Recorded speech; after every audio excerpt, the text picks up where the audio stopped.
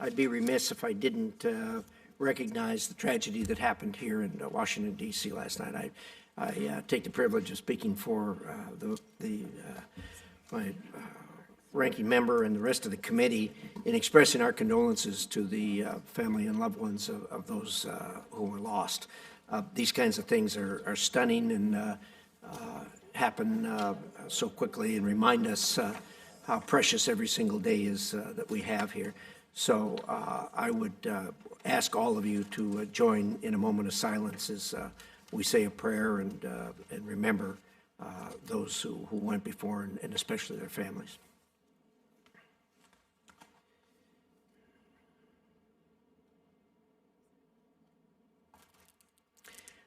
Okay, with that, we'll proceed to committee business meeting script. We have before us the nominations of Elise Stefanik to be U.S. Ambassador to the UN and U.S. Representative to the UN Security Council and General Assembly. Is there a motion to favorably report the nominations? Is there a second? It's been moved and seconded that we proceed to send these to the floor with a recommendation that they be confirmed by the floor. So, is there debate? There being no debate, Mr. Chairman, I intend to vote for Congresswoman Stefanik. I was particularly appreciated her response to my question about UNFPA and her willingness to review that because UNFPA does 3 times more work for women and children around the world than we do through our bilateral relationships. I don't agree with all of Representative Stefanik's positions, but I was pleased to hear her talk about her interest in supporting the work of the UN and trying to ensure that it operates better, and so I intend to support her. Thank you very much. Is there further debate? Yeah, Senator Coons. Thank you, Mr. Chairman. This is a close call for me. I was inclined to vote for Elise Stefanik for UN Ambassador, but I frankly, as the days have unfolded, have become more and more alarmed at the scope and reach of the impact of the freeze on funding for activities for USAID around the world, and have said I'm not going to vote for nominees until this is reversed. And in her confirmation hearing in response to a question from Senator Schatz, she said she supported it. I hope we can still work together and she will represent us well, but I will vote against her, really more in protest of that particular action. Thank you, Senator Coons. Is there further debate? Mr. Chairman. Senator Schatz. I'm going to vote for her. It's also a close call. I'm going to vote for her because I told her I was going to vote for her, and my word is my bond. But I'm in a similar place to Senator Coons, and I do think there's been bipartisan support for helping Secretary Rubio to clarify the foreign aid freeze. But just so everybody understands, money is not flowing. The Secretary is saying the right things, and that implementation memo as amended is helpful, but on the ground in the places where 5 days ago we were describing medicine spoiling at the dock, clinics being closed, people being furloughed, the Secretary's amended memo has not effectuated the change that we are expecting it to, and so we really just on a nonpartisan basis, on a bipartisan basis, have to keep the pressure on the State Department to effectuate the Secretary's policy, because right now there's a ton of confusion and these are faraway places, and the original stop work orders are still being observed in some places and not in others. The furloughs are in some places being undone and not in others, and this is not some policy question anymore. It's a question of executing what the Secretary has asked. So I just ask that we continue to put pressure on a bipartisan basis, and just to understand the urgency of the moment. 4 days ago, I asked, now how bad is this? And they said, babies dying by the weekend. And so this is not the kind of thing that we can get back to on Monday. We all have to exert pressure and make sure that the State Department gets this right, and I'm talking about in the next 24 hours. Thank you very much, Senator. I have spoken to Secretary Rubio on numerous occasions, starting the end of last week, on this subject due to input from all of you, from the media, from everyone else. This is obviously a work in progress. It was intended to underscore the fact that we're going into debt at the rate of $1 trillion every 100 days. I think that has certainly been underscored as a result of this. If you think this is bad, when our debtors come and want their money and we can't pay it, that's going to be really bad. And so it's caused everyone to take a breath and look at how we're spending our money, where we're spending our money, seeing that it's done as efficiently as possible. Admittedly, there have been some inconveniences along the line, but they're continuing to work on this, and I think everyone is committed. All of us know Secretary Rubio well, and he is committed to make this work. Senator Shaheen. Mr. Chairman, I appreciate that. I think you and other members of this committee who I've talked to have expressed their concerns about it.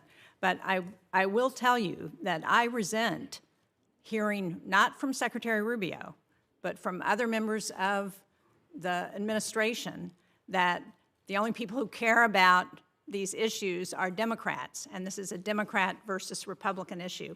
I don't happen to believe that. I've been on this committee, as have you, since I got to the United States Senate, and I believe that most of us are on this committee because we understand how important what we do around the world is to our own national security here. And I hope that all of you on the other side of the aisle will share your concerns with the administration and point out that this is not a partisan issue. This is about what are we going to do to ensure that our influence continues around the world in the interest of our own national security. So thank you, Mr. Chairman. Thank you very much, and I agree with you. This is certainly not a partisan issue, and neither is the other side of the coin, and that is the debt that we're going in. I know that you all share the same views that we do, that this is the biggest challenge to national security that there is, really, is the internal debt that we're gathering at the rate of $1 trillion every 100 days. We are in agreement that neither one of these issues are partisan issues, but we're all Americans, and we've got to get through these. Yes, Senator. Mr. Chairman, I will be voting no. I'm very concerned about the point of view that the nominee expressed regarding Israel's right to the entire West Bank. I think there have been such an unleashing of attacks on Palestinian settlements in the West Bank, and that this viewpoint perpetuates a cycle of war and hate, and is exactly the wrong approach for us to have an enduring peace and stability that will free the next generation from dealing with the same conflicts we're dealing with now. Mr. Chairman. Thank you. Senator. Thank you, Mr. Chairman. So I will oppose this nomination for the reasons Senator Coons mentioned, but also because I think that Ms. Stefanik is the wrong person for this job at the United Nations.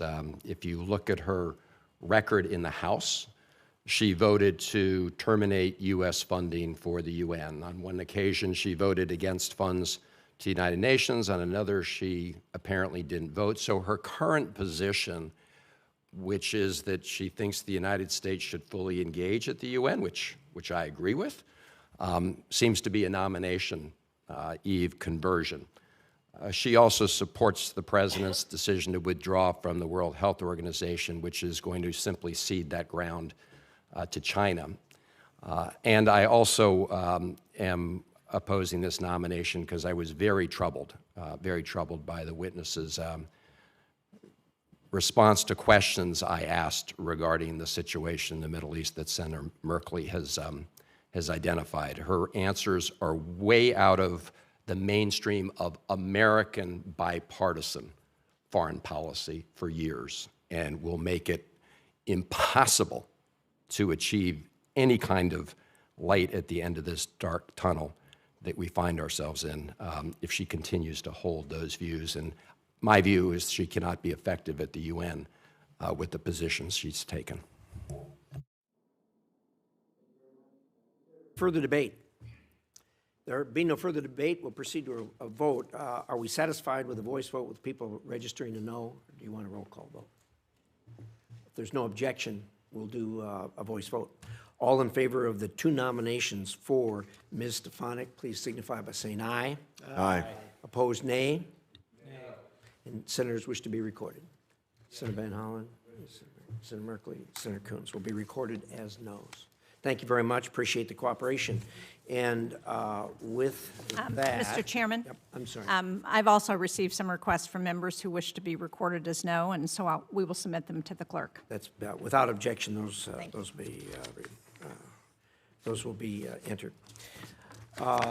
With that, the business meeting will be adjourned, and we'll proceed to our hearing on PRC malign influence at home and abroad. So, with that, I want to welcome our witnesses here today, and want to thank you for being here today, for taking your time to help us explore this important topic. This is the first policy hearing in this Congress. We felt it important to focus on the greatest long-term threat to the United States, that being China. As both a public official and a private citizen, I've watched the Chinese government's malign influence grow. Their political games, economic schemes, and military aggression has only increased over the years. The Chinese Communist Party has worked diligently to bring China to what it is today, and it did it the old-fashioned way. Chinese officials bribed, stole, and cheated at every opportunity to ensure that China comes out on top.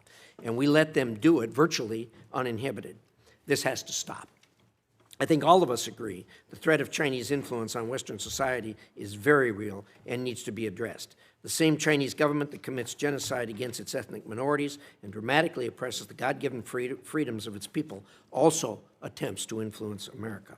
As we speak, they are working to undermine our national security, our economy, and our values. And it is doing the same to our allies. This isn't just wrong, but most of all, it is dangerous. Chinese influence spans industries, from government to academia, from research laboratories to farms and factory floors.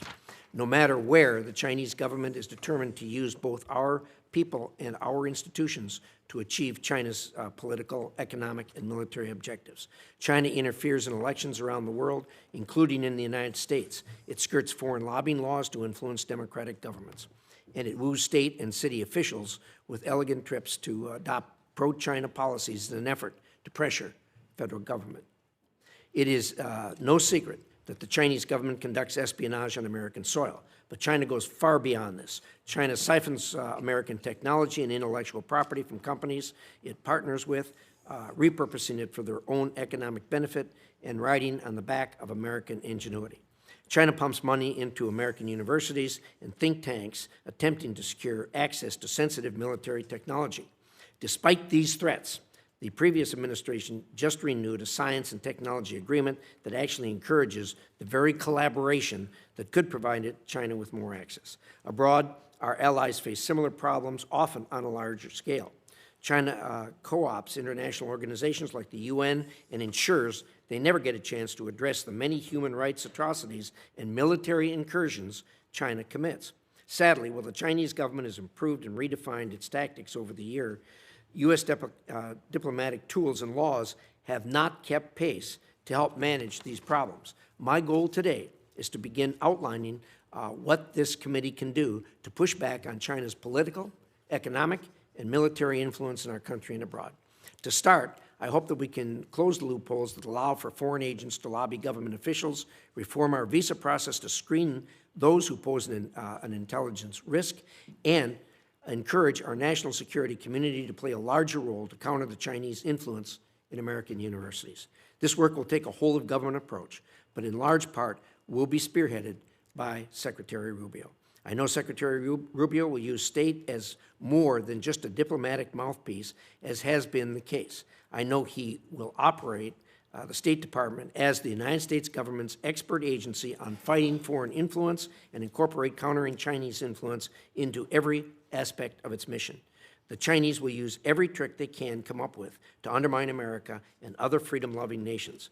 But working together across the aisle, across branches of government, and with our allies across oceans, America has and always will beat our authoritarian aggressors. And I have no doubt that we will continue to do so.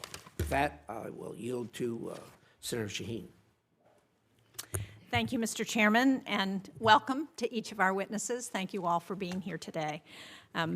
I certainly think Chairman Risch has made some important points that I agree with.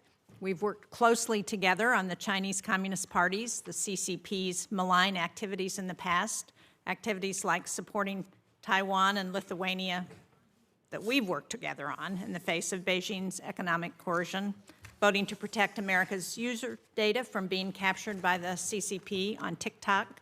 I think these concerns, as are so many of the concerns about China, very bipartisan. Just last week at our hearing, senators from both sides of the aisle highlighted the danger posed by China's efforts at the United Nations. Today, China is targeting and exploiting open societies with every tool that they have. They leverage corrupt investments over decision makers in Africa and Latin America. They've tried to buy off politicians in Australia and New Zealand to undermine democratic elections. They control strategic ports in places like Sri Lanka and Piraeus in Greece. And they conduct covert espionage against American industries from advanced science to aerospace to AI. Given the stakes, I hope each of you today will share recommendations that we can take as policymakers. Something that I really want to zero in on is the growing cooperation between Beijing and Moscow. At the summit here in Washington last year, NATO labeled China a decisive enabler of Russia's war in Ukraine. But as we've seen, this partnership goes both ways. Russia has a lot to teach China when it comes to disinformation campaigns. Even before the invasion of Ukraine, Russia's Ministry of Digital Development, Communication, and Mass Media was partnering with China's National Radio and Television Administration. So when Russia published lies about biolabs in Ukraine, the Global Times, a Chinese Communist Party outlet, picked up the story. And last year we saw Russia and China working together to spread disinformation and to destabilize the Solomon Islands. The Global Times amplified stories from the Russian state-controlled media agency Sputnik, saying the U.S. was seeking I'm quoting here, a democratic transition by violent means in the Solomon Islands. Before our diplomats could refute these allegations, the waters had already been muddled to Beijing and Moscow's benefit. China's leaders have made shaping global and local public opinion a priority. They've bought up entire foreign media companies located outside China to promote pro-Beijing propaganda around the world. They've also targeted fact-based journalists with The New Yorker, The Economist, The New York Times, The Guardian, and others. And in many of the worst instances, they've gone after female journalists of Asian descent with harassment, trolling, and threats. Chinese diaspora and human rights groups are also targets. According to the New York Times, they not only attacked a writer living outside Philadelphia who criticized Xi Jinping, they also posted sexually explicit and threatening comments against his teenage daughter. Beijing has used these tactics on its own population at home, and it's refined them for export abroad. Taken together, these malign actions are a threat to the United States. And our efforts, sadly, in the information space have not been very effective. The Foreign Malign Influence Center made strides against China and Russia in their attempts to undermine U.S. presidential elections. But Congress' failure to extend the Global Engagement Center last year, I believe, was a serious setback for the State Department's ability to counter disinformation and propaganda. China is spending billions of dollars to amplify Russian propaganda, and we need more tools like the Global Engagement Center, not fewer. Of course, as former ambassador to China Nick Burns said when I met with him recently on his way home from his ambassadorship, when it comes to how the U.S. responds to China, the devil is in the details. I am deeply concerned by the administration's stop work order and foreign aid freeze, actions that can only lead to human suffering and endanger our national security. They undermine America's credibility, and they give an opening to countries like China and Russia, who are very happy to fill the void that we leave. So I look forward to hearing from each of you today on how we should think about tackling this complex problem. How can we best defend our transparent, democratic nation from China's malign influence? How do we position the United States for a future that benefits all Americans? Thank you, Mr. Chairman. Thank you, Senator Shaheen. We'll now proceed to our witnesses who we're going to hear from today. And let me say, first of all, that the issue, as we've just heard, is not a partisan issue, but one that, as far as the problem is concerned, we're very much in agreement on. We have a really distinguished panel here today. We worked together on a bipartisan basis to put this panel together. We're going to hear from some people who are very schooled in this issue and will be helpful to us and to the American people. So we'll take them one at a time, and I'll start with Mr. Peter Mattis. He is president of the Jamestown Foundation. He's a leading expert on the Chinese Communist Party and its United Front system, and has previously worked on these issues in the Senate, the House of Representatives, and the intelligence community, and elsewhere. Mr. Mattis, the floor is yours. Thank you, Chairman Risch. Thank you, Senator Shaheen, and all of the other distinguished senators that are here for drawing attention to this important issue, because awareness and expertise are two of the key factors in being able to respond and to protect this country and also protect other democracies and other countries that are standing up to protect their sovereignty and standing. The Chinese Communist Party's influence activities can loosely be formed in the umbrella of United Front work. These can be described best as efforts to monitor, control, and mobilize individuals, institutions, platforms, and other civil society organizations outside the CCP to work on the party's behalf. So I think to put this into kind of a context for you, it would be that if you guys maintained your campaign infrastructure in your state and then kept putting a committee into every company, into every Elks Club, Kiwanis, every school, every university, every research institute, a national lab if it's there, that would be kind of like what United Front work is. It keeps moving out to make those institutions serve the party's political purpose. And describing it in that context, I think, should make it clear why this is not something where we should describe interference or influence, but this is actually a tool that is pernicious and undermining the very functioning of institutions. United Front is also a way of looking at politics. It's a very clear calculation by the party of who are our enemies, who are our friends, and how do we mobilize those friends? How do we recruit neutrals to isolate our enemies, to strike them, and to make them ineffective? It's also a huge policy bureaucracy. Now, sometimes people say there's the United Front Work Department, but which one? The central one, the 31 provincial ones, the 300 municipal ones, the thousands of county level ones, or the ones in companies, the ones in the China Academy of Sciences and the China Academy of Social Sciences? Which ones are we referring to? This is a system that engages hundreds of thousands of people very directly inside the party, on the fringes of the party, and it keeps extending outward. The CCP's United Front sees United Front as a tool to achieve its objectives of national rejuvenation. And that national rejuvenation can sort of broadly be defined as one, comprehensive modernization, the second, unification. Now, we think of this in Taiwan, in Hong Kong, but it's really a political, economic, social, and cultural unification. It's not just having control, and it's putting everything together.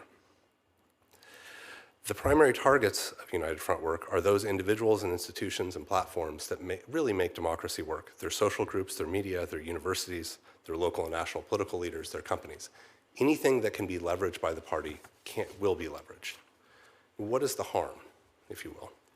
The first is that in some cases, when an organization is taken over by the party, our own citizens lose their voice to speaking to their own elected representatives in their own government. Right? Because you can't possibly meet every one of your constituents. You rely on these groups to tell you what is going on in your state, in districts if you were in the House. But if that community organization leader is someone who's speaking for the party, you might think that you're hearing from someone who's representing 500 people or 1,000 people. But really it's somebody who's representing the CCP rather than their fellow Americans. And you can go down a list of things, that the distortion of the marketplace of ideas, the loss of technology, as Mr. Stoff will cover, the facilitation of intelligence operations. Pushing back necessarily requires sort of insider information of institutions and organizations that are being affected, and that person needs awareness. They need something like a hearing today or other types of information, whether it's RFA reporting abroad or any other form of, say, a report from Safeguard Defenders or other civil society organizations to say, wait a minute, there's a problem here, and I can go out and find external expertise, which is the next piece. You need external expertise. And one of the ways in which the United States is very different than the CCP is that we support people who are trying to stand up for their own rights, for their own countries, for their own sovereignty. And the party is paying people to do their own bidding, that of the CCP and not for the benefit of their citizens and fellows. And lastly, you need political power, as when I worked with Senator Cruz's staff in 2018 to keep the CCP out of the University of Texas, Austin. It took someone who was on the inside, it took the outside expertise, and then it took someone who was willing to draw attention to it and say there are political consequences for this. So to get through this, in terms of recommendations, anything that improves transparency, such as FAR reform, to make things more accessible, to make sure that it's not a quarterly update, that it's searchable, would be beneficial. There's focus on the Chinese malign influence fund, like keeping it strategic rather than just repurposing funds for existing programs. And I think it's worth thinking about what are the ways to incentivize action within executive departments, such as the Department of State, so that we're asking Congress or asking the State Department to report when authorities are not used, rather than sort of trying to avoid the congressional reporting requirement of many things that are put forward. Thank you very much. Thank you very much, Mr. Mass. We'll turn now to Mr. Jeffrey Stoff. He is the founder of the Center for Research, Security, and Integrity. He previously spent nearly 2 decades in government focused on risks to the security and integrity of research from adversarial or authoritarian nations. He now advises academia, governments, and businesses on these matters. Mr. Stoff, the floor is yours. Chairman Risch, Ranking Member Shaheen, and distinguished members of the committee, thank you for the opportunity to testify today on this critically important topic. Now that I no longer work in the government, I can speak very candidly about the PRC's method to exploit our innovation ecosystem and the failures within both the government and academia to address this problem. Over the last 15 years, I've studied China's research ecosystem and how the party state exploits our innovation.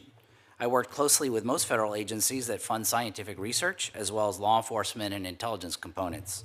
That support has exposed me to a range of deficiencies and failures of the U.S. government, which were a source of my frustration and the reason I resigned from federal service in 2021.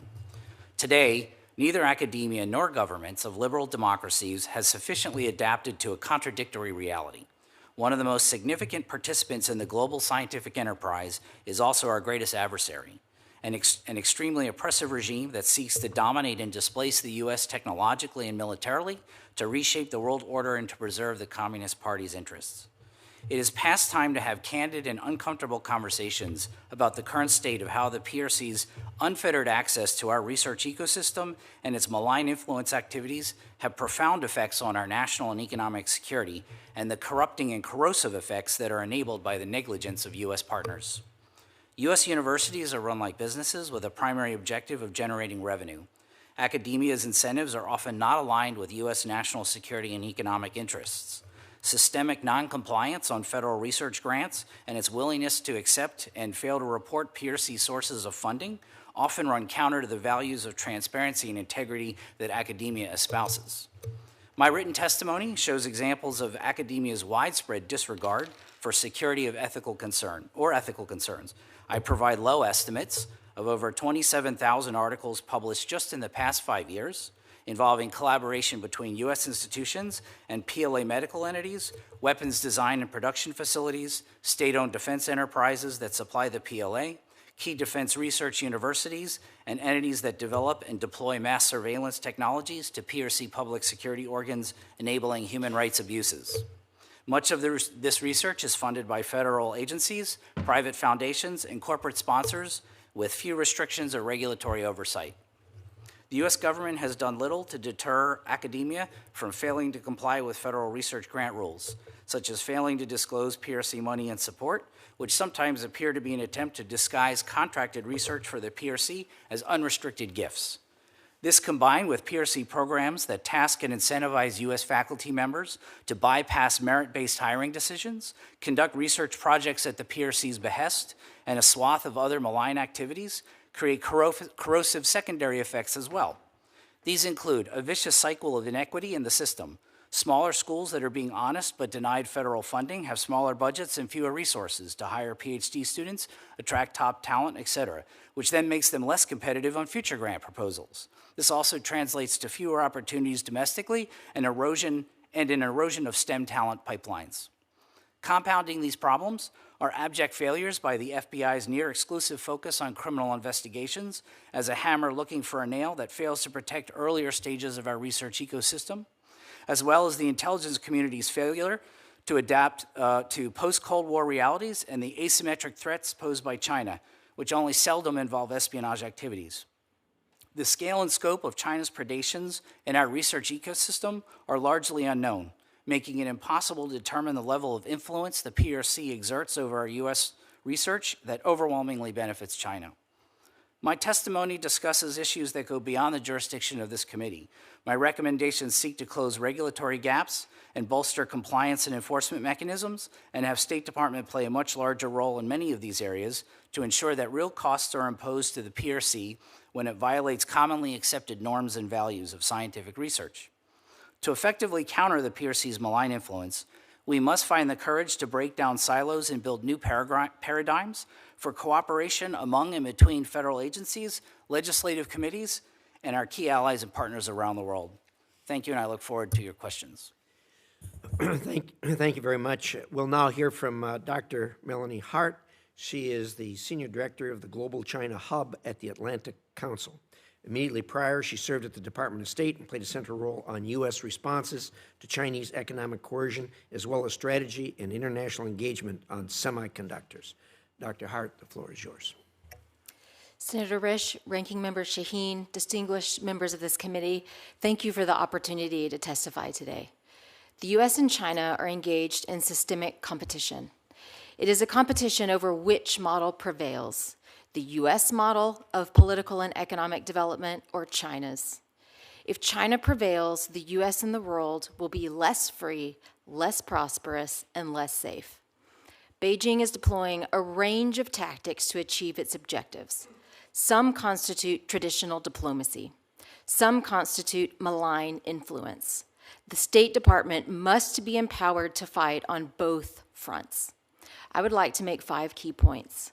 First, showing up in the traditional diplomatic arena is foundational to America's success. Our diplomats must be resourced to show up and pull every lever to advance U.S. national interests. When they do, they win. In 2020, China held 4 of the 15 leadership roles across the UN specialized agencies. Today, Beijing is down to just 1. The department made those positions a priority, starting with the International Telecommunication Union. The department identified and ran compelling candidates and launched a whole-of-department effort to rally the votes needed to win. Diplomacy works. Second, when combating malign influence, transparency is our superpower and Beijing's kryptonite. Beijing knows the China model is deeply flawed. That is why Beijing resorts to malign influence. It relies on information control to hide the costs associated with the China option and coercion to force others to bear those costs. Examples include engaging in widespread graft to sway foreign official decisions in Beijing's favor, filing libel suits against PRC critics to silence them, engaging in economic coercion, in disinformation, and electoral interference. Boosting transparency should always be step 1 when combating malign influence. These tactics are covert by design, so exposure often neutralizes them. Third, the global information space is an active battlefield that impacts every arena of U.S.-China competition. Beijing engages in information warfare. It seeks to control information at home and abroad and use that control to advance its objectives at America's expense. The now shuttered State Department Global Engagement Center was the primary U.S. mechanism for combating China's information warfare. GEC enabled Washington to broadcast its own messages to the global public, sharing our vision and exposing the truth about China's. GEC was not just a government megaphone. It provided grants to third-party researchers around the world, empowering an entire global army of counter-malign influence warriors to combat CCP disinformation. That is why the Chinese Foreign Ministry has referred to GEC as Washington's command center of perception warfare. I urge Congress to reauthorize the Global Engagement Center. Keeping these counter-influence warriors off the battlefield boosts Beijing at America's expense. Fourth, economic coercion requires active defense. During the Biden administration, the department launched an internal unit to provide support to nations facing Chinese economic coercion. That effort was wildly successful. So much so, it neared case capacity due to the number of nations coming in for assistance. At present, there is no single State Department FTE or office with authorization and appropriations to counter Chinese economic coercion. I urge Congress to provide dedicated resources for this effort. Fifth, and finally, I would be remiss in my duty to this committee if I did not raise the current foreign assistance freeze, which is hobbling America's ability to compete with China in every domain. Over $1 billion in foreign military financing for Taiwan, frozen. NDI and IRI are shutting down global operations. Human rights organizations, frozen. Washington has effectively abandoned the Hong Kong pro-democracy movement. I understand the need to maximize strategic focus in foreign aid. I applaud Secretary Rubio's steps to lift some restrictions, but this broad freeze hobbles America at a moment when we are in the battle of the century. It is a massive gift to Beijing. The longer it goes on, the harder it will be to regain the ground we are already losing today, tomorrow, and this week. Thank you for the opportunity to testify today. I look forward to your questions. Thank you, Dr. Hart. We'll now hear from Dr. Jennifer Lind. She is an associate professor of government at Dartmouth College. She also is a faculty associate at Harvard University and the author of a forthcoming book on the rise of China and future of great power competition. So with that, Dr. Lind, the floor is yours. Thank you, Chairman Risch. Chairman, Ranking Member Shaheen, and distinguished members of the committee, thank you for having me today. What I'd like to talk about is China's malign influence operations and influence operations more broadly. And let me talk about what these operations are and what makes them malign. Although all countries seek to build their influence through a range of policies that we call public diplomacy, malign influence operations are a very different matter. The CCP conducts extensive influence operations that are malign both in terms of goals and methods. Such operations seek to bolster authoritarianism, discredit democratic governance, reshape global norms in China's interest, and silence China's critics. In these operations, proxy organizations obscure ties to the CCP while they buy media companies and fund research and think tanks. Cyber units employ illegal cyber espionage and hacking operations, and Chinese agents coerce American citizens into promoting Beijing's interests by threatening their family back in China. China's influence operations are thus threatening because their goals run counter to U.S. interests and because of the covert and illegal methods on which they rely. Furthermore, they are threatening because they are massive in scope. They are run through a huge government bureaucracy consisting of numerous different agencies at all levels of society. The budget for these operations is said to exceed the budget of China's Ministry of Foreign Affairs. This is not geopolitics as usual. This is an unusually aggressive and well-funded effort. Now, how should the U.S. respond to these malign operations? In my written statement, I introduced a framework for thinking about U.S. policy. Its goal is not only to defend the United States from hostile Chinese operations, but also to convince Beijing to rein in its activities, and thus to establish some rules of the road to stabilize our strategic competition.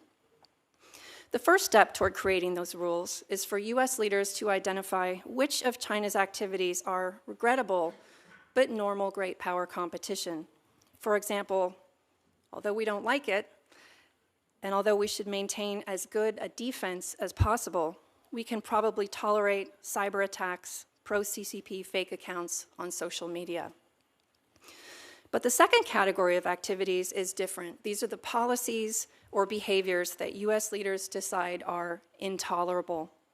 Such activities might include election interference, abductions, and operations that coerce American citizens. So step one is to distinguish between regrettable but tolerable operations versus intolerable ones. Step two is to develop a toolkit that we are willing to use to shape Chinese behavior, actions that the CCP would view as intolerable. The US government would convey privately to Beijing that if it violated the bounds of acceptable activities, we would respond in kind. That is, we would cross some of Beijing's red lines. This is not an escalation. It's how great powers establish the rules of the game. Beijing's bright red lines, the absolutely intolerables, relate to China's domestic stability. Specific policies would have to be figured out at the classified level. But once again, the core idea is not only to play defense, but to make the CCP feel the costs of its aggression and to encourage it to moderate its behavior. This sounds delicate and dangerous and hard, and it's actually harder. Let me conclude by noting that not only do we have to manage this challenging strategic competition with Beijing, but in that competition lurk potential dangers to the rights of millions of Americans, Chinese Americans in particular. Our adversary is already, at this early stage and in peacetime, coercing good Americans to work against their country on its behalf. As we formulate our responses to Chinese malign influence operations, U.S. leaders should think about previous situations, such as World War II, Japanese internment, and Cold War McCarthyism, and think about when our institutions protected our people versus failed them. In other words, U.S. leaders should think not only about this important strategic interaction with Beijing, but whether our policies in that interaction uphold our values. Thank you very much. Well, thank you. First of all, I want to commend the panel. We get panels through here all the time, but this is probably as good a presentation as we've had on an issue in a long, long time. Part of this whole problem is the fact that convincing America and different segments of America how dangerous of a situation this is. And one of the ones I've been focused on over the years and have been somewhat successful but not completely successful is to get a better handle on what colleges and universities are doing.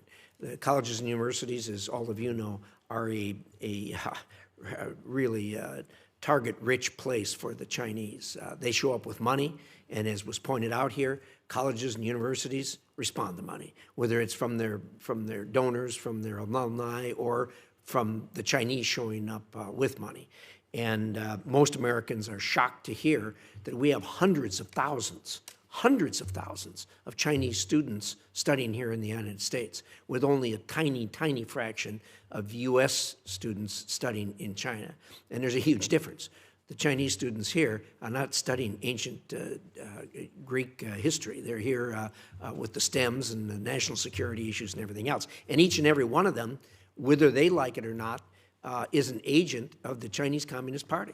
When they go back, we all know they get debriefed, and any information that they've garnered here in the United States becomes the property of the Chinese Communist Party.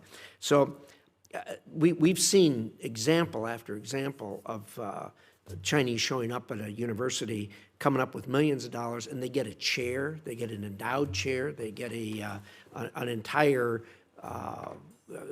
institution within the institution focused on what they want to have focused on.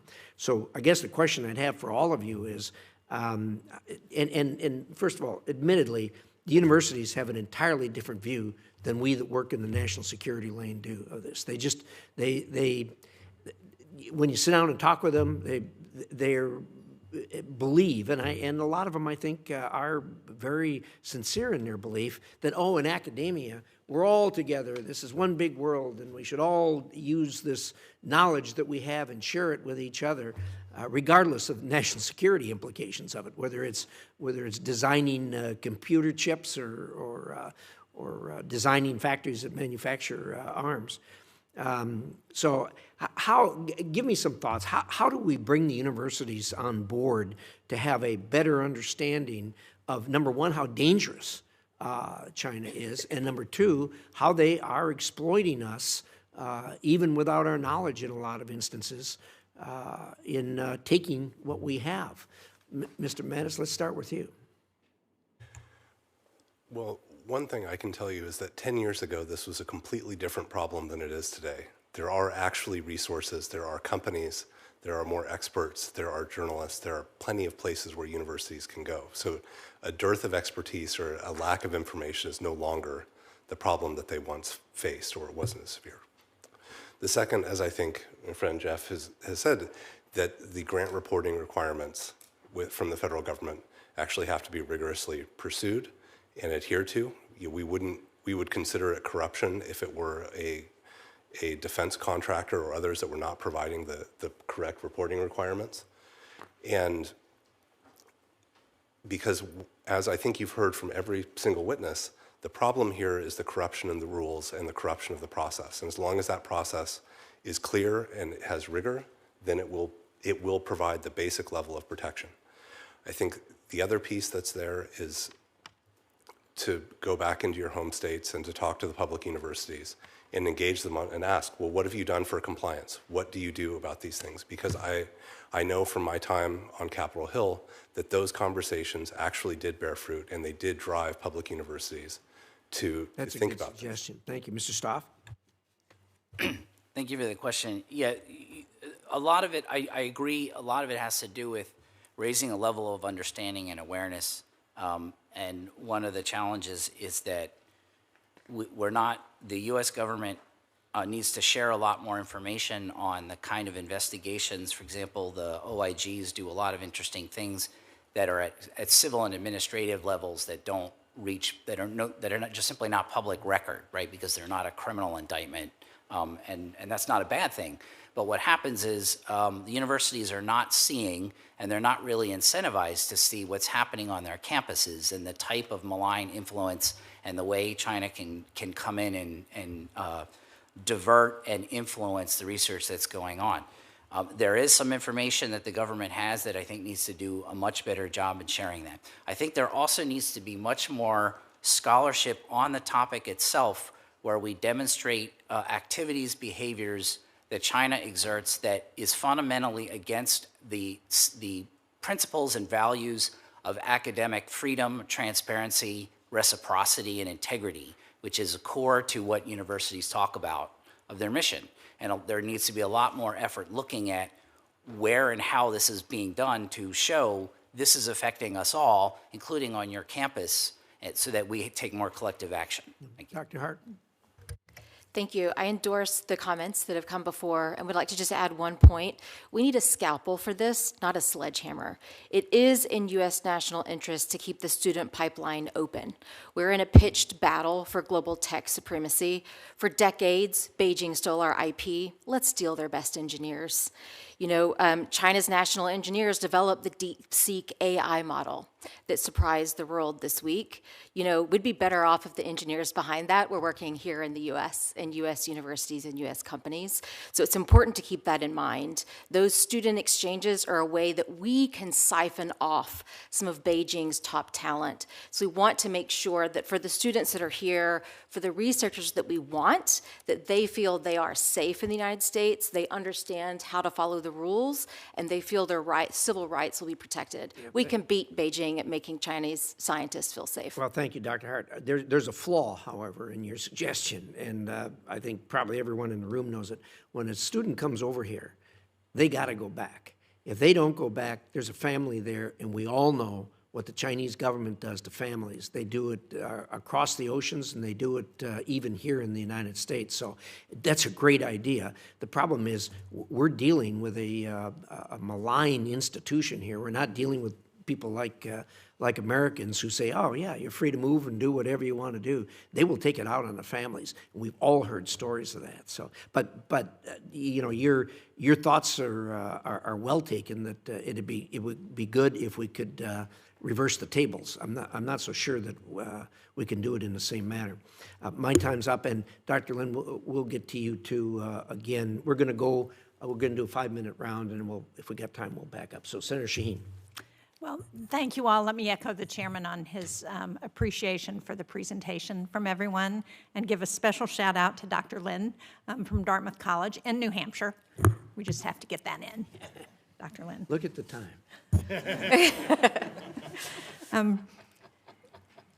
Senator Rubio, Secretary Rubio now, introduced a bill back in July of the last session that would have required the Secretary of State to work with the Ukrainian government to establish a mechanism for reviewing PRC investments in Ukraine. Now, sadly, one of the results of this foreign assistance freeze is that it's cutting off some essential services to Ukraine at a time when we know not only is Russia looking at how they can undermine Ukraine, but the PRC is starting to invest there. So if our goal is to prevent Ukraine from accepting that PRC investment, how does cutting off our own assistance move us toward that goal? And are there incentives for Beijing to play a productive role in trying to get to peace talks in that conflict? The president's raised that as a potential role for the PRC. Do we think that's likely? Dr. Lind. Thank you for your question. On the broader issue of pausing U.S. foreign aid, I agree with the sentiments that we've heard today so far that talk about foreign aid as a really important arrow in the quiver of U.S. national security, along with other tools such as diplomacy, military assistance, and so on. And so ideally, we would want to be using all of our different tools in a coordinated fashion to achieve our objectives. And so for that reason, I think it's understandable if the administration wants to take a short pause and assess, are we using the right tools in the right way? Should we be using some tools more than others, and so on? But we shouldn't be taking this important arrow out of our quiver. And we should recognize the many areas across the globe, talked about medicines going to waste on ports, talked about perhaps the politics of this leading to babies dying, right? So there's such direct things to think about here. So because of that, it's really important that we remember there's development assistance that this affects, and there's strategic realms that we may not have appreciated how consequential this would be, such as the conflict in Ukraine, for example. So do we think, is there any incentive for the PRC to help move negotiations around the war in Ukraine? Does anybody on the panel think that there is a way that would encourage them to do that? Mr. Mattis? So as president of the Jamestown Foundation, I oversee a large network of analysts that are not just covering China, but focus on Russia as well. And it's hard to see that the PRC has played any kind of neutral role. And even their positioning in peace talks has not been neutral. It has been reinforcing Russia's positions. And I can't help but think that at best, getting them to neutrality would require a lot of pressure and a lot of threats to their system that we can still apply. And the question is whether or not we would want to escalate in that way. But barring some massive change, Beijing is not neutral, and they've put their support behind Moscow. So anything there, they will try to bring pressure on Ukraine and to get Ukraine to surrender. Thank you. Dr. Hart, as you pointed out in your comments, and I referenced in my opening statement, the PRC spends over $1 billion a year in promoting their messaging.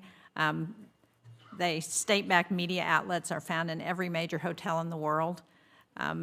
Chinese firms purchase local media outlets, and yet we are woefully behind.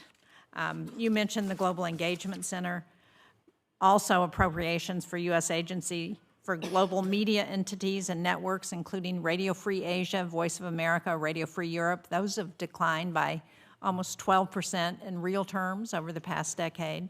And as we all know, America has a better story to tell, but we need to be a lot better at telling it. So what should we think about other than those two arenas in terms of competing with China on their propaganda campaign? Sure, I'll make 2 points. You know, China, as you said, is spending over $1 billion in getting its message out to the world. That's very difficult to combat directly.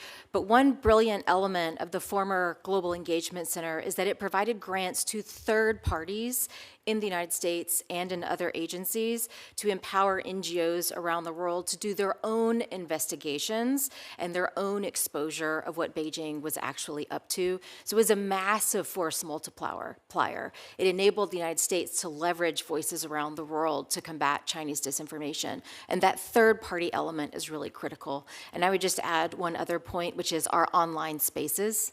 Unfortunately, we are seeing quite a bit of disinformation in social media and in other online spaces, which again, the U.S. government can be a bit slow in tackling those spaces, but there are third-party agencies that are great at it.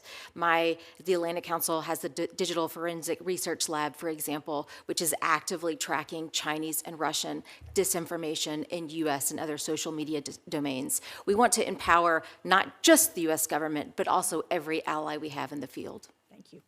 Thank you, Senator Sheen. Senator Ricketts.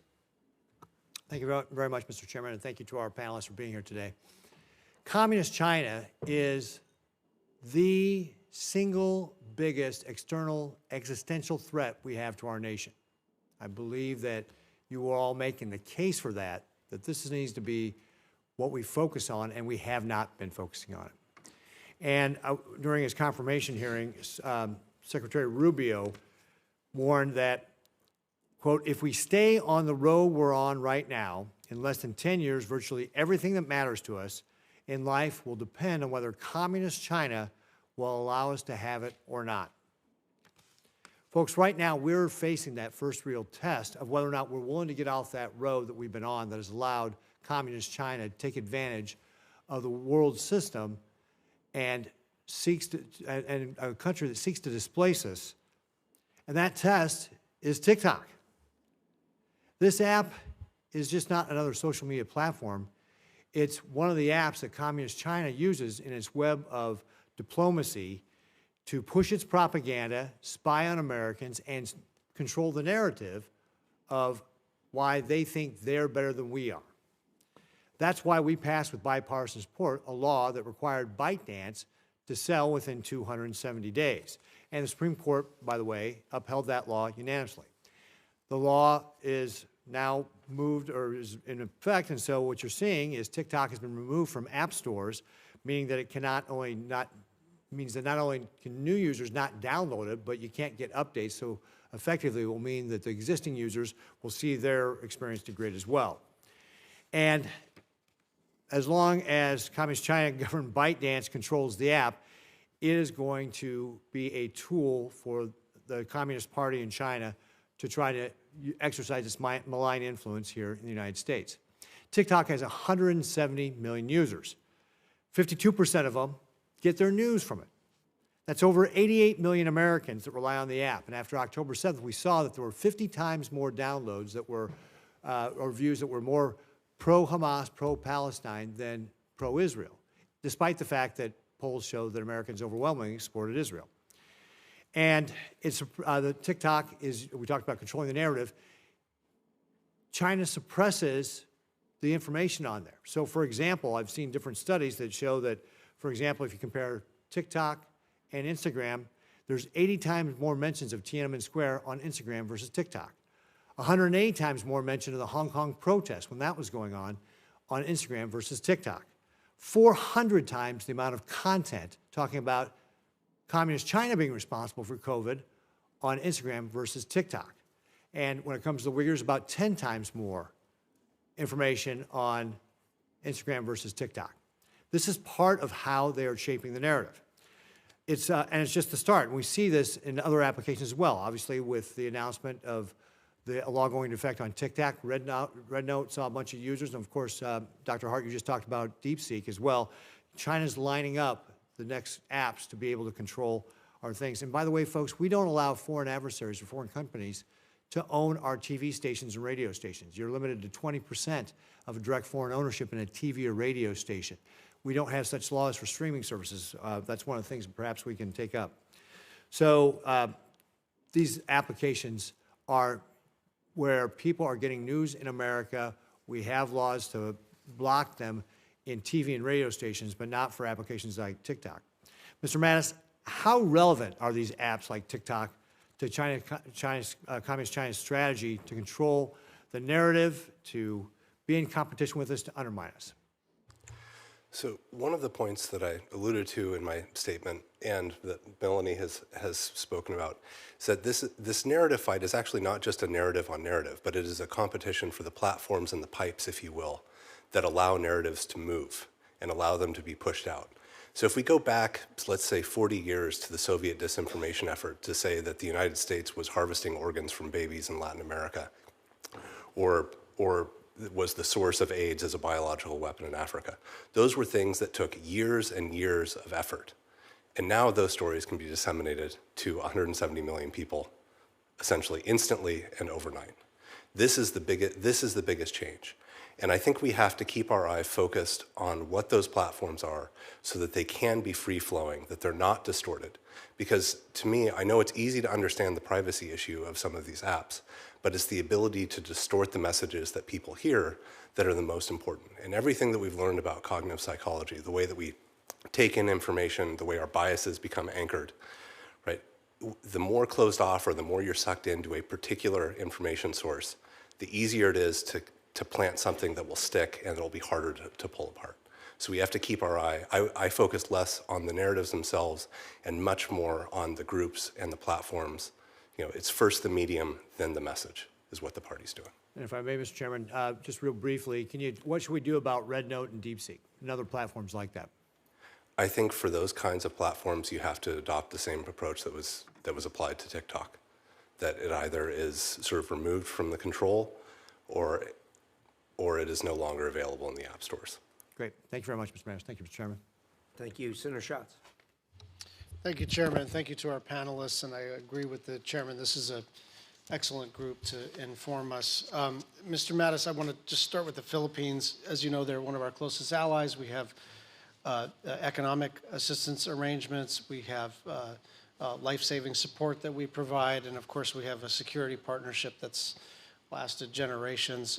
If you were a senior CCP official, how would you view this freeze in foreign aid coming from the United States? Frankly, I would be looking to exploit the opportunity that is there. And over the years, the political fluctuations in the Philippines have offered those opportunities.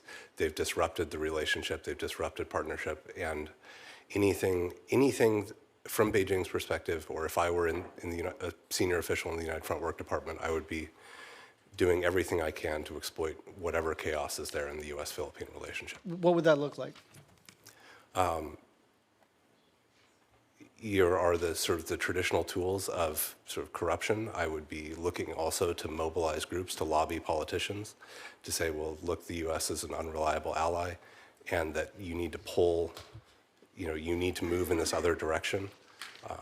I would be looking to create pressure about escalation risks if the Philippines chooses to defend itself, Second Thomas Shoal and other territories. It could go on a range of Sure. themes like that. Do you think this moment is particularly important? I mean, it seems to me like tactically that if I were a senior CCP official, I would be mobilizing this week to be making some moves that are specific to the opportunity presented this week, not just as a general proposition in terms of great power competition in the Asia-Pacific region, but specifically to seize this opportunity of us looking like an unreliable partner. Is that fair to say? Look, when I look at the CCP, what I was alluding to was a long-term set of ambitions and clarity. And we may be talking about this more, but it doesn't mean that 10 years ago we didn't know or we didn't see these. It's just that we weren't looking. No. So there are always opportunities to exploit. So let's go to Papua New Guinea. A lot of natural resources, but it's at risk of becoming a foothold for PRC military expansion. But right now it has the highest HIV incidence in the Pacific, and it's rising. It also has a lot of unexploded ordnance. And last year, the Department of Defense signed an $864 million defense deal with Port Moresby. So it seems to me that the Philippines is one question. We have a bilateral relationship that spans generations and is sturdy, like under Duterte, less sturdy, but still solid, even when we have a president who's an unreliable partner. But in places like PNG, where to use the domestic equivalent, they're sort of swing states. They're open for business to being aligned with China, to being aligned with the United States, to playing both sides against the middle. I'm particularly concerned about smaller countries for whom withholding of economic or military or life-saving support is not something they can sort of weather. And so I'm wondering if you can talk about PNG in particular. I don't know specifically about this, and I think it's the Secretary's job to determine how the priorities go, because we cannot be everything to every country.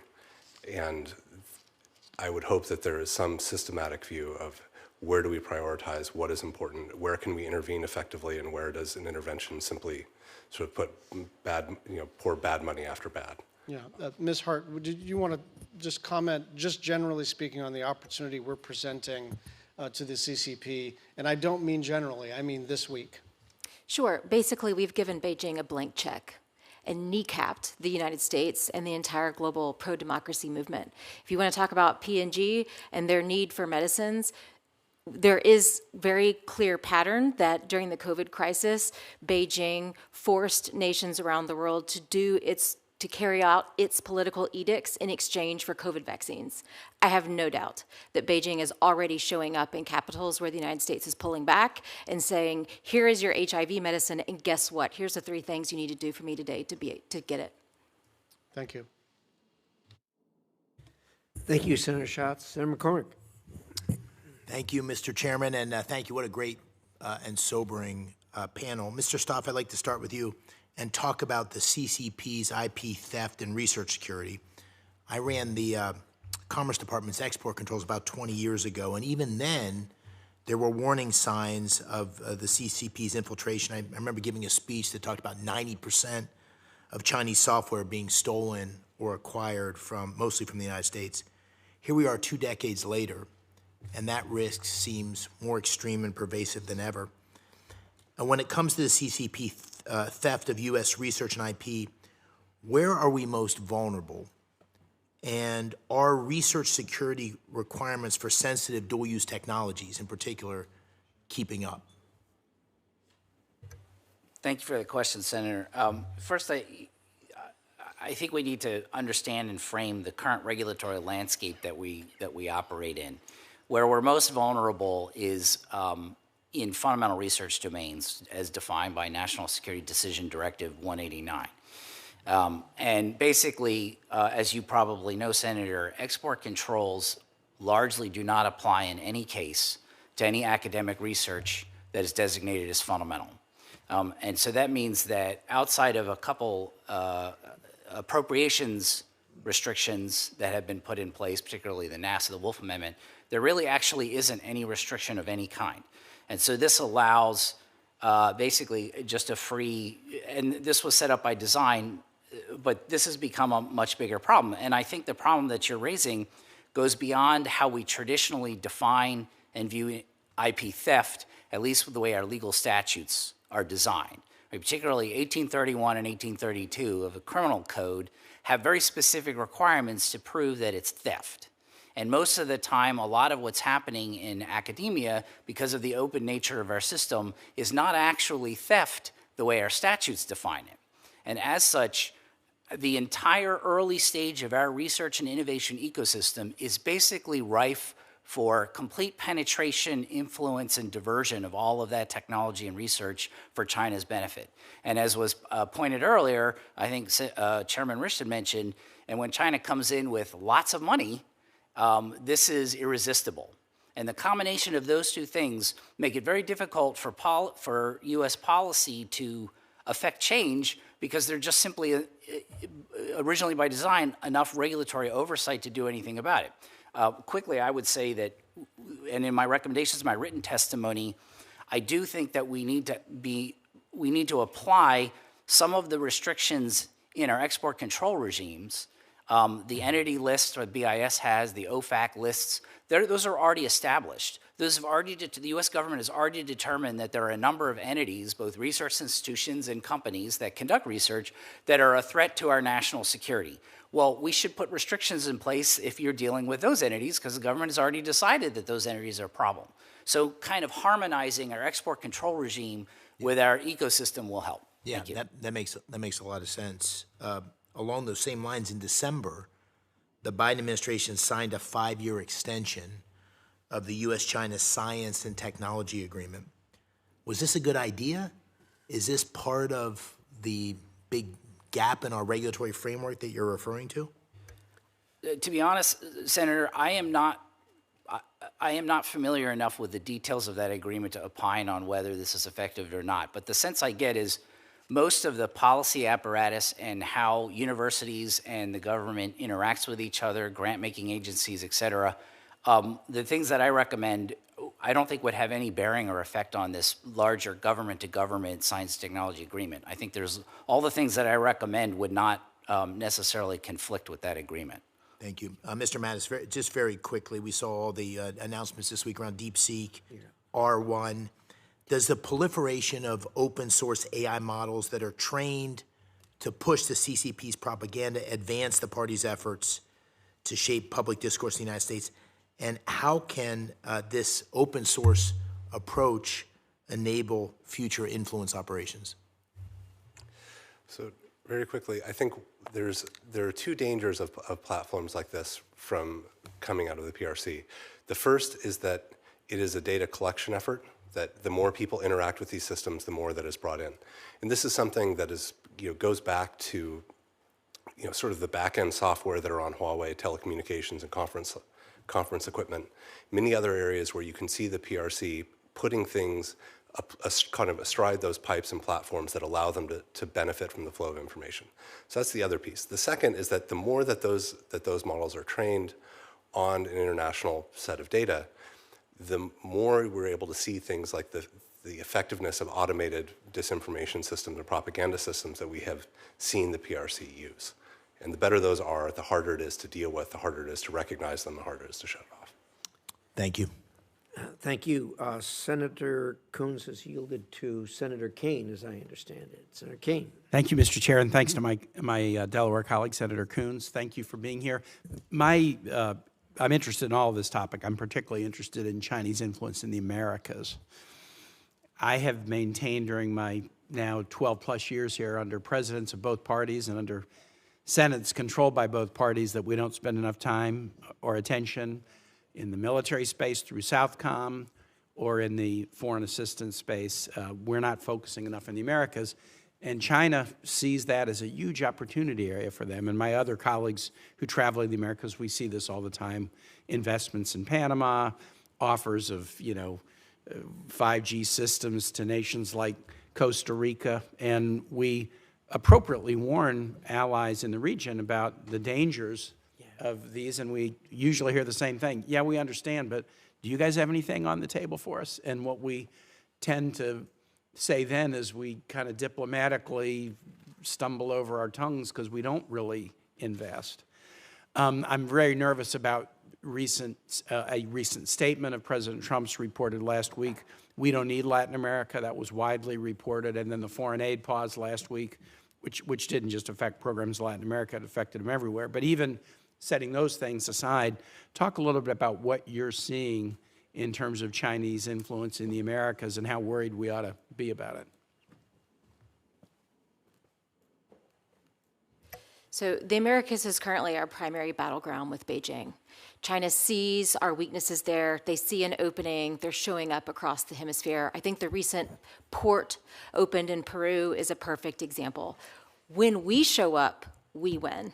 And one example, I would like to thank Congress and this committee for authorizing and appropriating the CHIPS Act, which included $500 million for the State Department to show up in Latin America and elsewhere and partner with nations to support U.S.-based semiconductor manufacturing. And just to use as an example, there was a chips plant in Costa Rica that had closed, relocated to China, but it is now back up and running in Costa Rica. And the CHIPS portion of the CHIPS Act that involved incentives for allied nations to produce chips near shore, if not onshore, was a factor in that decision. And I would also like to add that that was a factor in Costa Rica saying no to Huawei and going with Western alternatives, because you cannot be a CHIPS recipient and have Huawei as your 5G provider. I'm quite confident that this committee would rule as such. And I would be remiss in my duty if I didn't add there is a substantial amount of counter PRC malign influence activities across the hemisphere that is currently frozen. Please, Dr. Lind. Thanks so much. It's a really important question and important to remind us of how vital the Latin American region is and is going to be in coming years. We are in a superpower competition.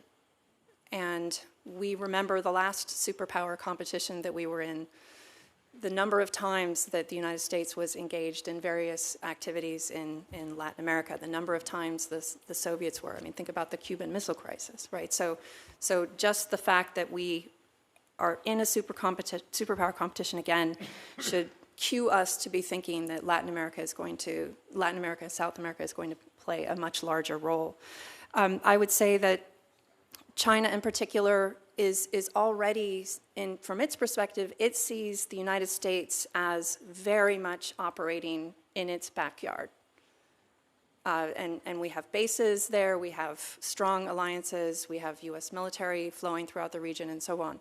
So China has the perception that it wants to push the US out, and a very keen way to do that, a very clever way to do that, is to start pressuring us in our backyard, as indeed it's already doing.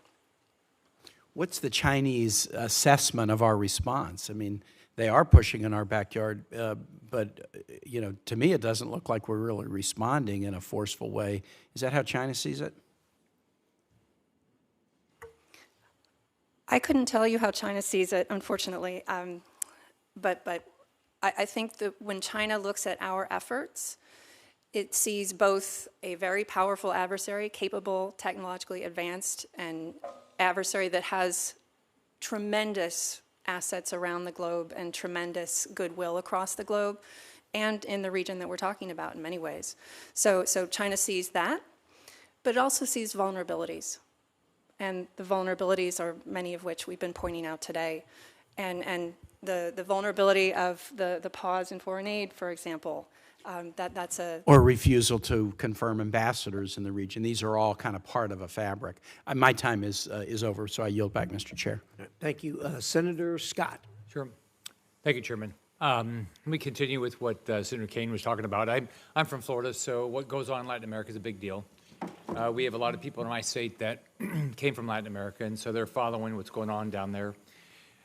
And not just for sure the last 4 years, but for quite a while, the United States has not put a lot of effort into what goes on in Latin America. And as we've seen, whether it's Russia, China, even Iran, they have actions down there. So it's been frustrating to get the administrations to really focus on what's going on in Latin America. And hopefully the next 4 years with Marco Rubio as the Secretary of State and Michael Waltz, because he's from Florida and cares about it as national security, advisor, we're going to see a change. Hopefully that's what will happen. I don't believe China is our friend. I believe their government of China is clearly decided to be our enemy. They want to destroy our way of life. And I think if we don't wake up, it's going to be too late. Mr. Mathis, in 2021, you wrote a piece in War on the Rocks explaining Communist China's long-term strategy and ambition. Given that it's now 2025, 4 years ago, 4 years since, has your interpretation changed of Xi Jinping's emphasis on the great rejuvenation of the Chinese nation? I would say, if anything, my appreciation for the clarity and long-term thinking of the CCP and its focus on these objectives has, I would say, gotten sharper than I put in that piece. You think their ambitions are regional or global? They're global. They've always been global. I mean, if you look at the way that Mao launched the Great Leap Forward, he was not talking about China becoming, or the PRC becoming the world's, or the Asia's largest steel producer.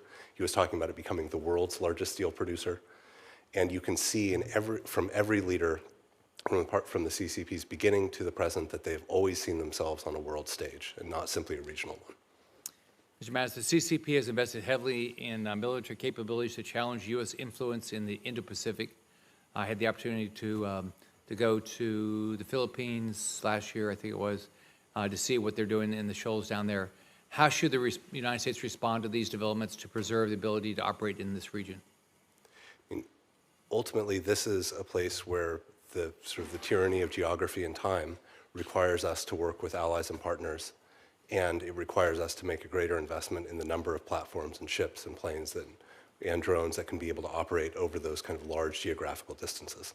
You know, there's been a lot written that China doesn't have the ability to execute, and so a lot of people say, "Oh, don't take them seriously because they're not very good at what they attempt to try to do." What do you has that hurt us? Do you think there's a thought process out there that they can't do what they're trying to do?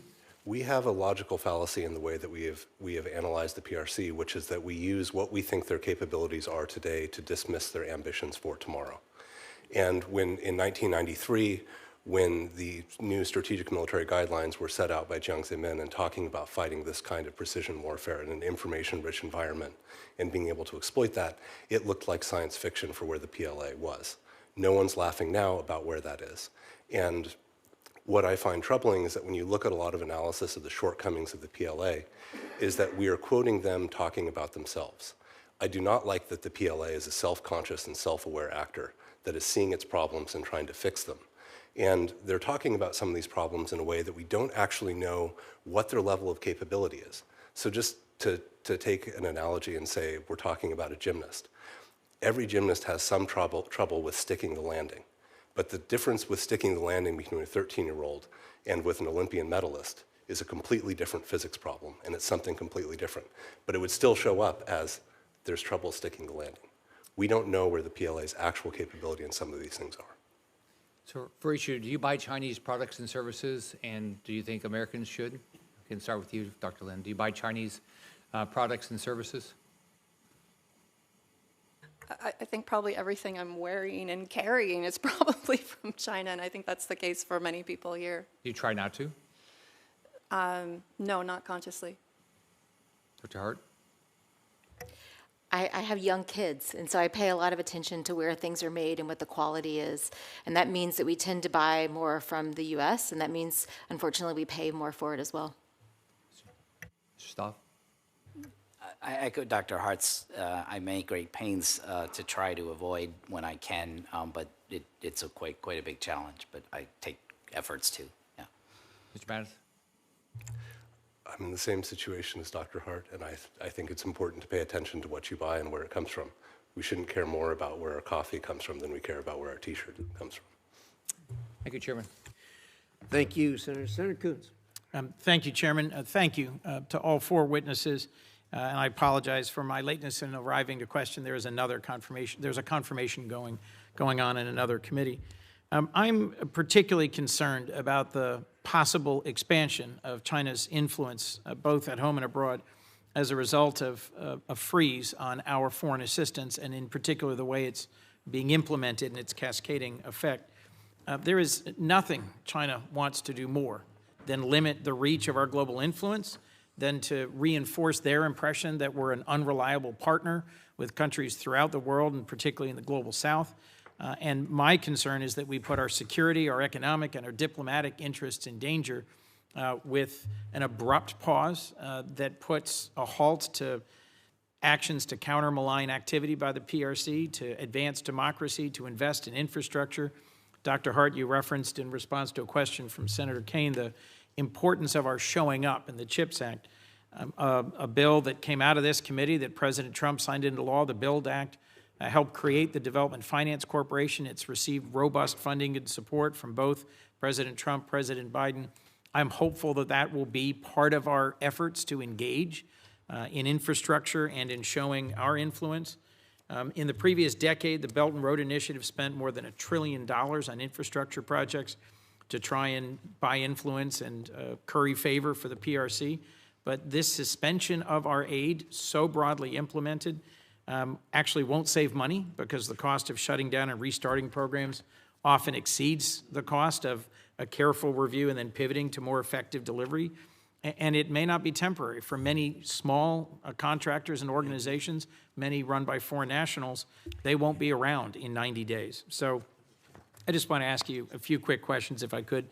Dr. Hart, how do you think the PRC would be viewing this pause in our foreign assistance?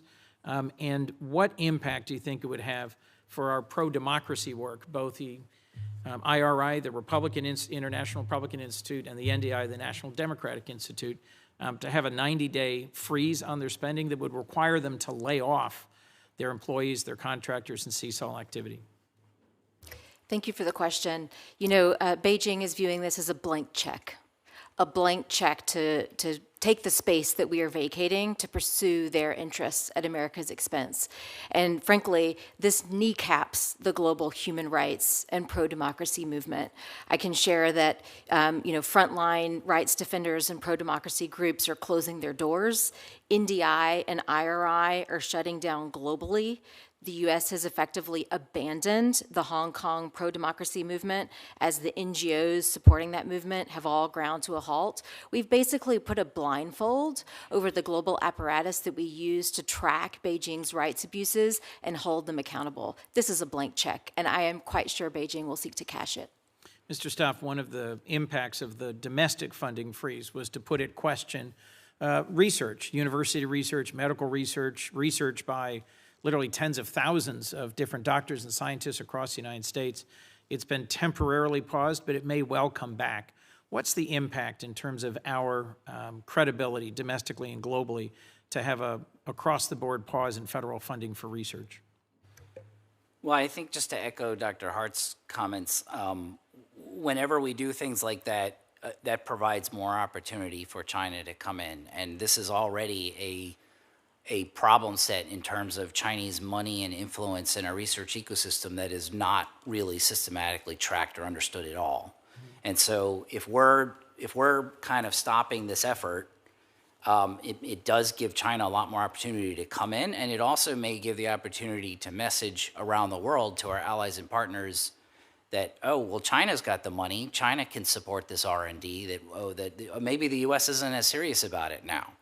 So that there can be secondary effects to this that we need to very carefully consider. I will say I appreciate Secretary Rubio reinterpreting the initial guidance so that it is broader. As some of my colleagues have pointed out, the actual impact on the ground in terms of its impact, who's being laid off, what's being shut down, is broad and will echo. When an organization like Freedom House that has long enjoyed bipartisan support, that has long been on the front lines of advocating for human rights and democracy, shuts its doors, when the IRI and the NDI shut their doors, I think China advances and we recede. I think it's profoundly unwise. Thank you. Thank you, Mr. Chairman. Thank you, Senator Coons. Senator Brasso. Well, thanks so much, Mr. Chairman. Mr. Mattis, if I could, for you, I want to talk about undersea cables. It's happening around the world, the threats and the sabotage.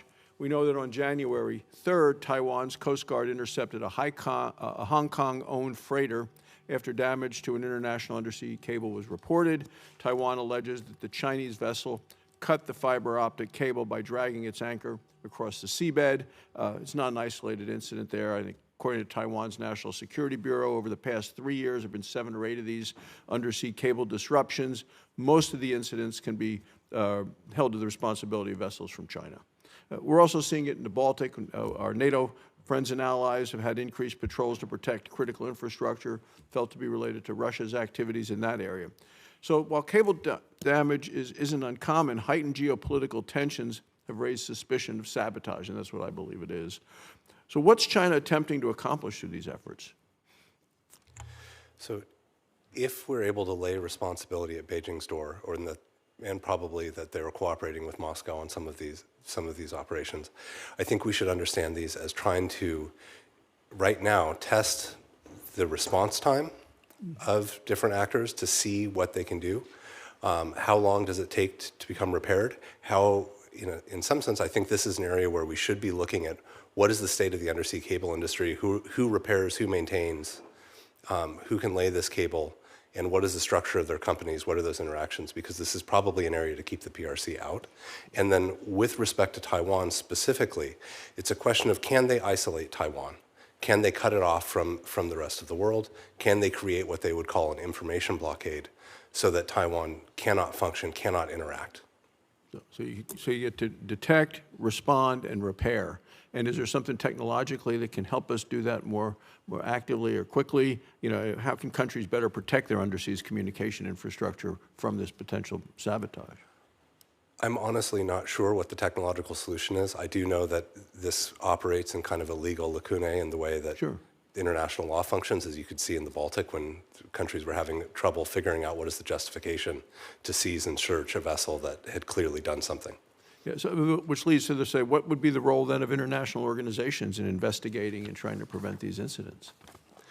I think it's a country level investigation. It's an international cooperation, and to the extent that there's any international organization that has a role, they should be involved. And I think it's an important recognition for us that we have to understand that such an investigation only works when that organization has the integrity of its own processes. And I think everyone here could give you an example of an international organization that has not kept that integrity, and it's led to problems.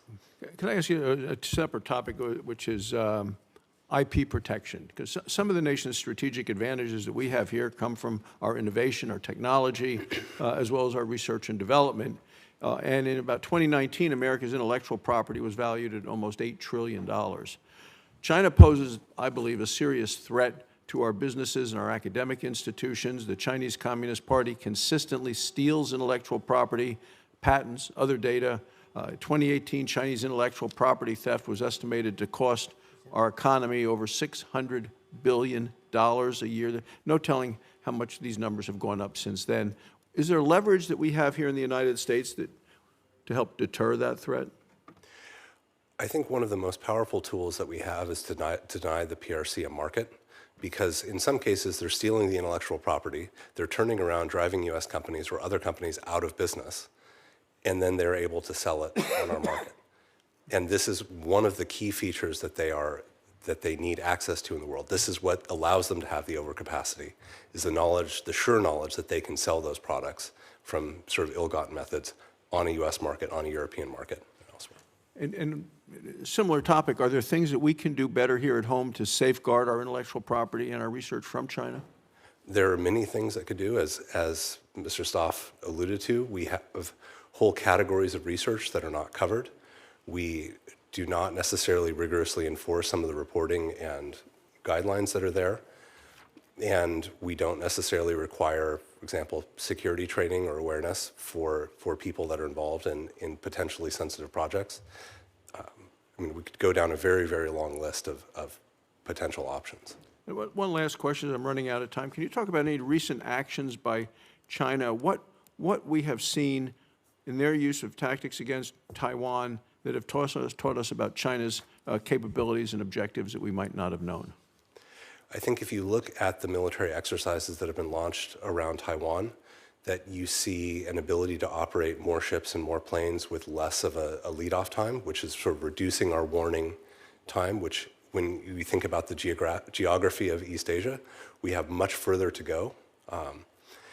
A second thing is that the National Security Bureau and the Ministry of Justice Investigation Bureau have made a number of arrests recently exposing sort of networks of CCP agents that are actually there to stir up trouble, to be in place for sabotage and in some cases to instigate violence. And this is something that has been there, but if they're making arrests, this is a change in the scope and scale of that problem inside Taiwan. Thank you. Senator Sheen, did you have a comment? I did. Senator Barrasso, I wanted to point out that the only U.S. company that makes undersea cables is Subcom in New Hampshire, and I would bet they'd be happy to come down and brief us on some of the challenges that Mr. Mattis identified and how they would encourage us to respond to those. No, thank you. So I'm happy to help arrange that. No, I appreciate it. Thanks. I think, Senator Brassos, you pointed out a brand new problem with China. I mean, we never heard of undersea cables being disrupted. Now all of a sudden we get one right after the other, and the finger always goes back to Moscow and China combining to do it. So somebody's going to have to hold them accountable somewhere. With that, Senator Van Hollen. Thank you, Mr. Chairman. Thank all of you for your testimony. I think you're hearing a common theme, at least from this side of the dais, that the Trump administration's freeze on security assistance and many other forms of assistance is a gift to Beijing. And I've been listening by C-SPAN, and I think it's fair to say that we would agree that if we want to compete with the PRC for influence, we need to make sure that countries have a clear alternative based on our values and our competitive advantage as a nation. You can't beat something with nothing. And we have to be a reliable partner. But this freeze, in which we don't know how long it's going to last, is already sending a terrible message to our partners around the world who are standing up for their country's sovereignty against China's influence campaign. These are civil society partners. It's also been noted that putting a hold and disrupting our security assistance sends a terrible message to our partners, whether they're Taiwan, Vietnam, Indonesia, the Philippines, Pacific Island nations, others in the East Indo-Pacific region. These countries rely on that ongoing support, and cutting it off without notice and without a clear idea when it's going to resume clearly puts us falling into China's hands. Then there are the human rights defenders that people have talked about. We know about the PRC's transnational repression of dissidents and how it's expanded, reaching dozens of countries. Both the State Department and AID provide urgent life-saving assistance to human rights defenders. There's also the decision of the Trump administration to withdraw from the World Health Organization, which again is a space that China will be happy to fill the void. And we're also learning about this purge over at USAID, where dozens and dozens of civil servants who have qualifications in these areas are being summarily sent home, and sometimes with pay, contractors without pay. So I guess my question is, as I sort of listen to the testimony so far, Ms. Hart, is, and I know Senator Schatz asked a version of this question, but if you're President Xi, right, are you looking to exploit this moment? And what would you be doing to exploit the moment? And do you agree that what we've seen is really an unforced error and gift to President Xi and the PRC? Absolutely. So first, I would like to acknowledge and thank Secretary Rubio for the measures he's taken thus far. I would hope to see them extended to cover other programs, including the counter-China programs. Basically, this across-the-board freeze has kneecapped America in the global competition with China.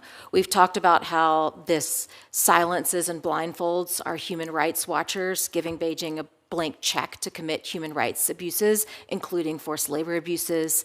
We've talked about, the Taiwan military, foreign military financing freeze, which gives Beijing a blank check to ramp up the coercion around Taiwan. There are two others I would like to mention.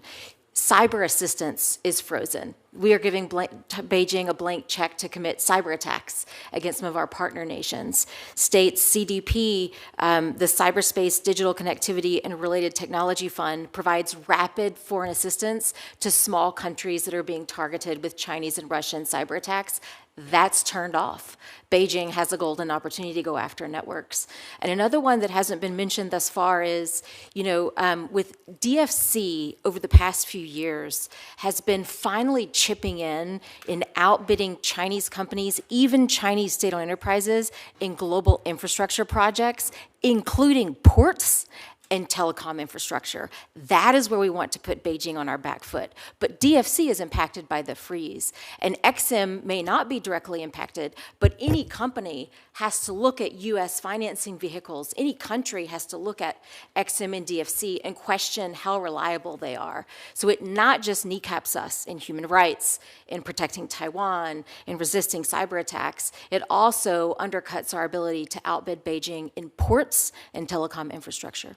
Well, I appreciate that, and I know that there have been lots of discussions with Secretary Rubio, who was supported unanimously in the Senate. There's been some clarification on the humanitarian aid front, that it's not just limited to emergency food assistance, other areas, but the rest of this freeze is still in place. And you've described the really terrible consequences. So I hope we can end this sort of this forced error, our own goal here, and get back on track. Thank you, Mr. Chairman. Thank you, Mr. Chairman. Ranking member, it's great to be with you. Before I begin my remarks, it's important to me to lay down some foundational principles that I believe all of us operate on. And I'll just tell you personally, I have great respect for the Chinese people, the Chinese culture, the Chinese history. And I just want to make sure none of this morning is about any of that, but rather a dictatorship that is as hard on their own people as they are on other people. So let me jump in. Today I introduced a bill aimed at increasing pressure on Chinese, the way they address the theft of our IP. IP theft is one of the top issues I hear back about in my district, small businesses to big businesses across the top. And I understand it's estimated that we lose about $600 billion annually to this. So, Mr. Mattis, to what extent is China's IP theft explicitly backed by the government as a state-sponsored initiative? Is it actively pursued by the government as a strategy, or does the government simply turn a blind eye as long as it targets Americans? It is a policy that is backed both by the party and the state, and that party and state organizations are both involved in actively organizing people to conduct that theft, in creating, for example, one of the latest innovations is overseas innovation centers to fund partnerships. And this is a constantly sort of morphing problem that we cut off one avenue and another one pops up. They are a creative and prolific adversary, if you will, in terms of finding the holes and trying to keep those things going, especially when they can exploit third countries that may not care as much about the protection of U.S. intellectual property and U.S. technology. Thank you. Now, if I might, I'd actually like to speak to my CCP handlers. I know you're listening. I know you try to read my emails. I know you try to read my texts. I know you try to influence me back in my home state and my staff here in Washington, D.C. So I have a word for you. Jui Ting, it's not working. I'm not intimidated, and I will continue to fight for freedom and democracy around the world, especially in Hong Kong and Taiwan. Now, Mr. Mattis, can you help us describe a little bit what subnational influence operations are and the influence that targets people within a state, and how much of the goal is it to influence state and local government, and how much it is to try to influence federal officials? Well, the answer of whether or not it's also to influence the federal government as well as state and local is yes, because I mean, I think how many people in this chamber and in the Senate at large, began their careers as town council members, as state legislators, and others, because there is a natural progression and a natural career path that people hold. And when you look at, the attempt that was widely reported at a House member in the Bay Area, right? They were targeting the Chinese consulate, was targeting a number of different politicians in that area.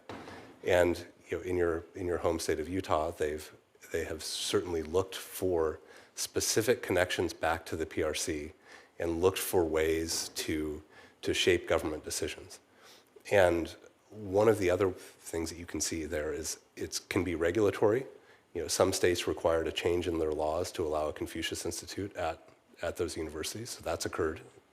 You can see it in terms of trying to push government procurement so that PRC products, rather than, from Huawei, from Lenovo, from others, rather than others that might be safer, are put into government.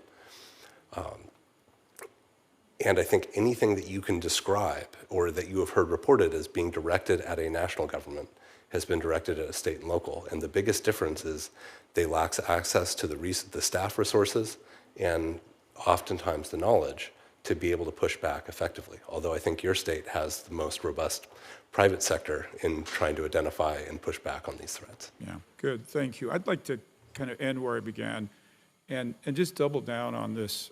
Like, my goal is that we have a strong, productive relationship with China. We don't need to be at odds, but it has to be a relationship that's on the equal. You can't steal our intellectual property. You can't take advantage of our businesses and expect us to have the type of relationship that we need to have for not just us, for them, and for the entire world. And so thank you all. Thank you for this hearing, and I yield my time. Thank you, Senator Kerr. Senator Rosen. Thank you, Chairman Risch, Ranking Member Shaheen, for holding today's important hearing. Thank you to all the witnesses for joining us today. With this administration's disastrous decision to freeze almost all foreign assistance, we all know this hearing is a critical opportunity for us to highlight not just China's harmful influence, but also the opening this freeze gives to the PRC to expand its foothold around the world, as many of my colleagues have already spoken about. We would be naive to think that desperate countries will not turn to China to fill the gaps that our assistance has left behind. And so with that in mind, I'm going to move on to my first question, which is PRC investment in the Middle East, because in recent years, China has deepened its ties with the Middle East. For example, the PRC has spent billions on projects in the region, including for infrastructure initiatives, such as high-speed rail line linking the Gulf Cooperation Council countries, desalinization, solar plants, port modernization projects. Meanwhile, the current administration's foreign assistance freeze, which already has broad-reaching impacts throughout the Middle East, threatens to leave a vacuum that the PRC can exploit for further influence in this critical region. So, Dr. Lind, what are the practical implications, practical effects of Chinese investment in the Middle East? Specifically, I'd like to hear more about how the PRC can leverage or might leverage its economic ties to advance its regional interests. Thank you for this great question. So I think it's clear from Chinese activities in the Middle East that you describe that we can see in China and its behavior there as well as other areas of the world, it does have global aims. It recognizes that this is an essential region for energy security, and for influence. And so China wants to have influence within that key region. So its actions tell us that pretty clearly. I think the other thing, getting to the practical implications of this, so obviously this is letting the United States know we need to be engaged in this region if we want to maintain the influence that we've had. And then also on the theme of today's hearing, I think this is a region where we particularly see the risk of China's support for global authoritarianism. China is probably the world leader in what we talk about technologies of authoritarian repression. And this is one realm in which it practices tremendous influence around the world. And in this region in particular, it's just, there's so much demand for what China is selling. And it's not by that, I don't mean just Chinese technologies. I mean certainly Chinese firms, but also Chinese government influence, Chinese government partnerships.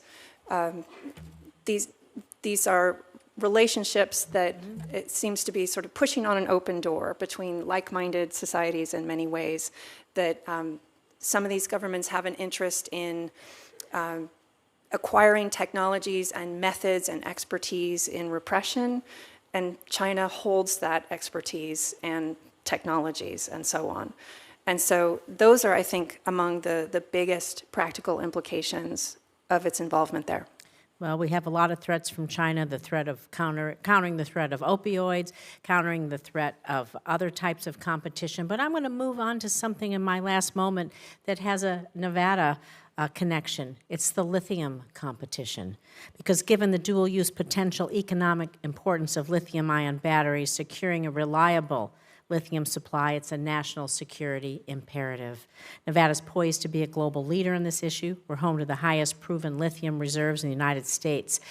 So Dr. Hart, I'm concerned that Chinese battery exporters, we think about other ways they can influence us, and we all like our phones. You know, people know about lithium from that.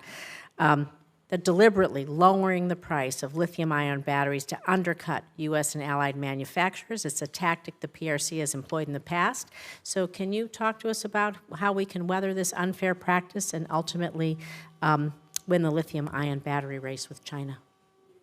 Sure. So where we have sectors that Beijing controls global supply chains, and we're working very hard to get alternatives online, such as the projects in Nevada, getting those alternatives online is step one. Step two, I suspect we're going to need something like a buyer's club for these critical products, whereby the United States and key allies and partners agree to buy from each other, recognizing that we won't cut each other off. Otherwise, if we have a completely open market, China will do what China has done before, which is dump product on the market to put these really important alternatives out of business. So getting them online is step one. But for step two, we're going to have some kind of multilateral arrangements or buyers clubs to encourage and incentivize companies to buy from Nevada instead of buying from Beijing. And would you think it's a good idea for the Department of Energy and the Department of Commerce to continue to fund the lithium loop that is in Nevada as a tech hub that will help us fight China? I think our national security may depend on it. Thank you. Well, thank you very much. I want to thank our panel. Dr. Lin, as we closed here, you hit on a point that I think really deserves underscoring, and that is the fact between our cultures. And that is, you were talking about the technology they produce for really controlling populations. And there is a real difference between autocracies and democracies in that here we in the United States and other democracies, we the people want to control our government, and those autocracies are in the exact opposite business, and they have a government that wants to control their people. And it is a very, very different view of life from the time you get up in the morning till the time you go to bed at night, and that's the world we live in, and we're going to have to figure out how we continue to live in a world where we have such differences in our view of the importance of an individual human being. So with that, thank you for the panel. This has been a great panel that we've heard from today. We hear a lot of them over the years. We have probably as good an expertise here as I've seen on any issue that we have. So thank you all for participating today. I'm going to